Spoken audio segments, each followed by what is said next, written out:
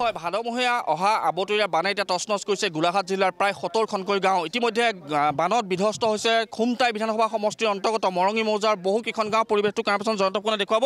ইতিমধ্যে গোলাঘাট জিলাৰ খুমটাই বিধানসভা সমষ্টিৰ অন্তৰ্গত মৰঙী মৌজাৰ কেইবাখনো গাঁৱৰ পৰা এইদৰে NDRF আৰু SDRFে অভিযান আৰম্ভ কৰিছে। বিশেষকৈ এটা কথাই ক'ব লাগিব যে আবতৰীয়া যি বান, এই বানৰ যথেষ্ট লোক আচলতে আক্ৰান্ত হৈছে বুলি ক'লেও ভুল কোৱা নহ'ব, কাৰণ তেওঁলোক এতিয়া ওখ স্থানলৈ স্থানান্তৰিত কৰিছে NDRF আৰু SDRFে। তাৰপিছতে তেওঁলোকক যিসমূহ আশ্ৰয় শিবিৰ আছে, ইয়াৰ পৰা আচলতে তেওঁলোকক আশ্ৰয় শিবিৰলৈ লৈ যোৱা হ'ব। পোনপটীয়া দৃশ্য ND24 দৰ্শকক দেখুৱাইছোঁ। আমি কৈছোঁৱেই যে প্ৰলয়নকাৰী যি বান, এইসমূহ স্থানত কিন্তু পূৰ্বতো এইসমূহ স্থানত বান আহিছিল আৰু তাৰ ফলত যথেষ্ট ক্ষতি কৃষকসকলৰ, বিশেষকৈ কৃষকসকল যথেষ্ট ক্ষতিগ্ৰস্ত হৈছিল।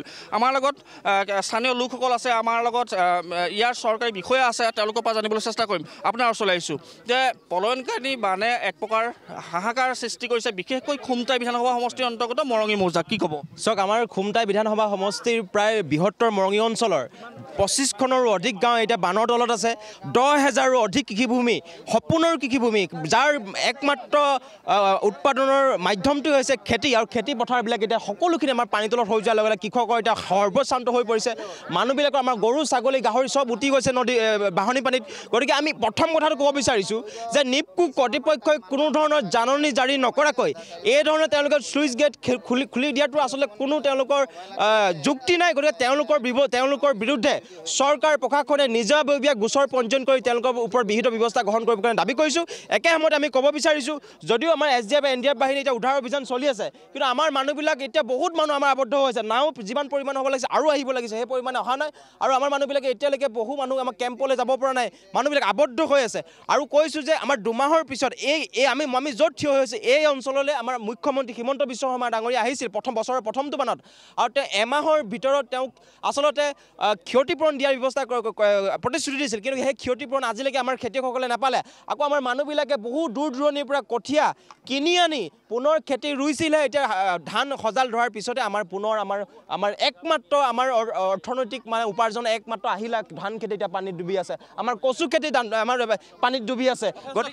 যথেষ্ট ক্ষতি হৈছে। চৰকাৰ প্ৰশাসনক আমাৰ নামমাত্ৰ ক্ষতিপূৰণ দিলে নহ'ব, কিন্তু ক্ষতিপূৰণ দিব লাগিব, নহ'লে সকলো কৃষক কিন্তু ৰাজপথলৈ আহিবলৈ বাধ্য হ'ব। কিন্তু আমি আগতীয়াকৈ কৈছোঁ, জিলা প্ৰশাসনৰ লোক আছে, আমি তেওঁলোকৰ পৰা পোনে পোনে জানিবলৈ চেষ্টা কৰিম। বিশেষকৈ গোলাঘাট জিলাৰ কেইবাখনো গাঁও ইতিমধ্যে জলমগ্ন হৈছে, আমি জানিব পাৰিছোঁ।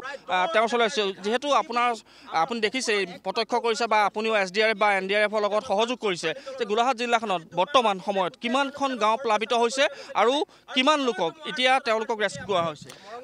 আমাৰ গোলাঘাটত বৰ্তমান সময়ত প্ৰায় 70ৰ পৰা 80খন গাঁও আজিৰ তাৰিখত বৰ্তমান সময়ত বানাক্ৰান্ত হৈছে।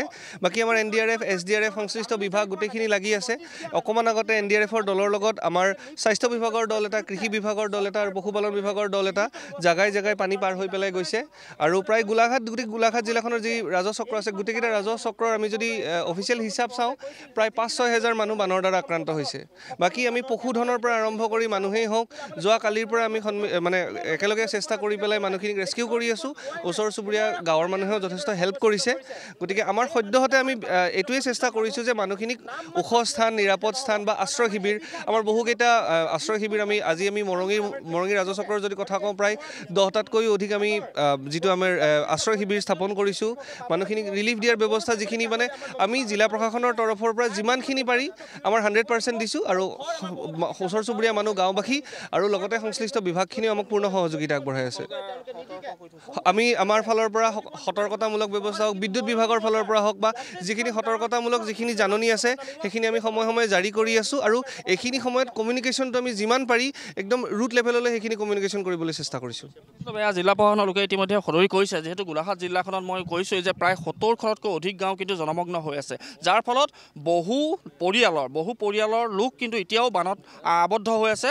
আৰু ইতিমধ্যে SDRF NDRF বা প্ৰশাসনৰ লোকে যথেষ্ট তৎপৰতাৰে আচলতে যিসকল লোক তেওঁলোকক ওখ স্থান বা নিৰাপদ স্থানলৈ আনিবলৈ চেষ্টা কৰিছে। আমি সমান্তৰালভাৱে পৰিৱেশটো দেখুৱাইছোঁ। এয়া কেন্দুৰগুৰি অঞ্চলৰ পৰিৱেশ, খুমটাই বিধানসভা সমষ্টিৰ অন্তৰ্গত মৰঙী মৌজাৰ কেন্দুৰগুৰি অঞ্চল। আৰু ইয়াত আচলতে যথেষ্টখিনি প্লাবিত হৈছে। আৰু কৃষিভূমিসমূহ যদি আমি দেখুৱাওঁ, কেমেৰাপাৰ্চন জয়ন্ত ফুকনে দেখুৱাব যে এইসমূহ আচলতে কৃষিভূমি আছিল, সম্পূৰ্ণৰূপে পানীত বুৰ গৈছে, যাৰ ফলত এতিয়া তেওঁলোকৰ সম্পূৰ্ণ কৃষকৰ এক প্ৰকাৰ আচলতে হাহাকাৰ পৰিৱেশৰ সৃষ্টি হৈছে। আৰু যিসমূহ পশুধন আমি দেখুৱাইছোঁ, এইসমূহ পশুধন এনেকৈ তেওঁলোকে ওখ স্থানত বান্ধি থৈছে। আৰু যিসমূহ স্থানত আচলতে পানী বেছি হৈছে সেইসমূহ স্থানৰ পৰা যিসমূহ পশুধনেই হওক অন্য যিসমূহ সামগ্ৰীয়ে ঘৰৰ যিসমূহ সামগ্ৰী তেওঁলোকে ওখ বা নিৰাপদ স্থানলৈ অনা পৰিলক্ষিত হৈছে। এয়া পৰিৱেশ পোনপটীয়াকৈ খুমটাই বিধানসভা সমষ্টিৰ অন্তৰ্গত এইসমূহ দৃশ্য। আৰু যি কৈছে যে পলায়নকাৰী বানে এক প্ৰকাৰ তাণ্ডৱ সৃষ্টি কৰিছে গোলাঘাট জিলাৰ বিশেষকৈ খুমটাই বিধানসভা সমষ্টিৰ অন্তৰ্গত। আৰু মৰঙী মৌজাৰ বহুকেইখন প্ৰায় 25খনকৈ অধিক গাঁও কিন্তু বানত আচলতে আক্ৰান্ত হৈছে। বহু পৰিয়াল এতিয়াও কিন্তু ওখ স্থানলৈ বা নিৰাপদ স্থানলৈ আহিব পৰা নাই।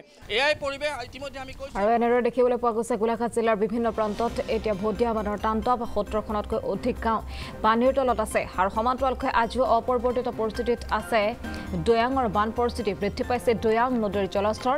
বানত ক্ষতিগ্ৰস্ত হৈছে বহু লোক। বন্যাক্ৰান্ত অঞ্চলত SDRF NDRFৰ লোক উপস্থিত হৈ ইতিমধ্যে উদ্ধাৰ কৰিছে। বানত আবদ্ধ লোকসকলক উদ্ধাৰৰ চেষ্টা অব্যাহত ৰাখিছে। আমাক শেহতীয়া কিছু পৰিৱেশ দেখুৱাব আমাৰ সাংবাদিক ৰাজমণি শইকীয়াই।